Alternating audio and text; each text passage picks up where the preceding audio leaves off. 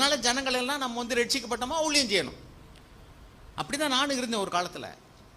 ஆனால் சீசர் ஆகு, சீசர் ஆக்கு.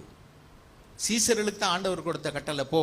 ஆனால் நம்ம என்ன செய்கிறோம்? சீசர் ஆகணும், நான் பரிசுத்தமாகணும், பரிசுத்தமாகணும், நான் இன்னும் சுத்திகரிக்கப்படணும், நான் இன்னும் பூர்ணமாகலை. ஓகே, ஆனால் சீசர் ஆக்குறது அது யாருக்கு? அது நம்ம தான் செய்யணும். அதுதான் நான் சொன்னேன், எந்த அளவுக்கு தேடி இருக்கோமோ அந்த அளவுக்கு சொல்லு. சாட்சி சொல்லுவாங்க, 8ஆம் கிளாஸ் படிக்கிற பையன் வந்து 5ஆம் கிளாஸ் படிக்கிற பையன் ஜூனியருக்கு வந்து அவன் எல்டர்.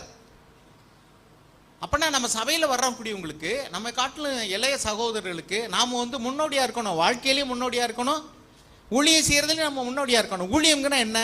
ஆண்டவர் எங்கே போக சொல்கிறாரோ, என்ன பேச சொல்கிறாரோ அதை செய்யணும். ஆனால் அதுக்கே நம்ம ரெடியாக இல்லைன்னா ஆண்டவர் எப்படி போக சொல்வார்? ஒருவன் பின்னே என் பின்னே வர விரும்பினால் நான் கதவை தட்டுறேன், ஒருவன் என் சத்தத்தை கேட்டு திறந்தால். தேவன் எங்கேயுமே வந்து கம்பல் பண்ணுறது